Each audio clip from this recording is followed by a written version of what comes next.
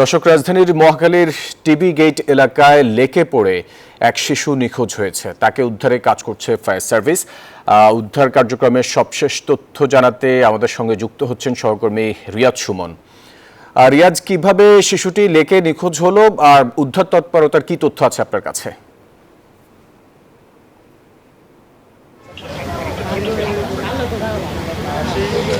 ধন্যবাদ ফয়সাল। আসলে শিশুটি পড়েছে আনুমানিক সন্ধ্যা 7:30টার দিকে।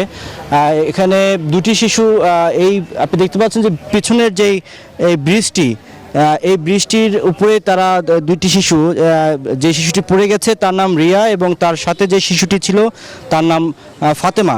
দুজন মিলে আসলে তারা পথ শিশু এবং তারা ভিক্ষা করত এবং সেই ভিক্ষার টাকায় এখানে বসে তারা গুনছিল এবং এই অবস্থায় কিন্তু শিশু রিয়া, যার বয়স 8 বছর, সে এই লেক থেকে, এই ব্রিজের এই রেলিং থেকে সে নিচে পড়ে গেছে, এই পানিতে পড়ে যায় এবং এর পড়ে যাওয়ার পর থেকে কিন্তু সে নিখোঁজ। এবং সেই খবর পেয়ে ওই শিশুটি পাশের মানুষকে খবর দেয় এবং ফায়ার সার্ভিস সে খবর পেয়ে এখানে আসে এবং খবর পেয়ে তারা প্রায় 8টা থেকে রাত 11:30 পর্যন্ত এখানে উদ্ধার অভিযান চালায়, কিন্তু তার কোনো হদিস পায়নি এবং 11:30টার পরে তারা আজকের মতো উদ্ধার অভিযান সমাপ্ত করেছে। তারা বলছে যে আগামীকালকে আবারও এই অভিযান চালাবে এবং আমরা দেখতে পেয়েছি যে এরপরেও কিন্তু স্থানীয়রা এখানে নেমে শিশুটিকে উদ্ধার করার জন্য তারা চেষ্টা চালিয়েছে, কিন্তু কেউ কিন্তু এই হদিস পায়নি।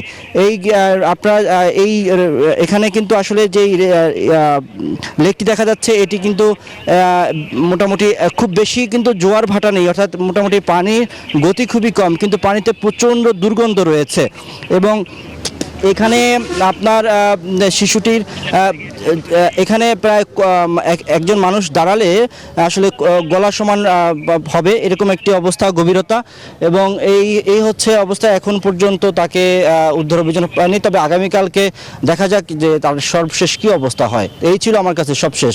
ফয়সাল। সুমন, আপনাকে ধন্যবাদ।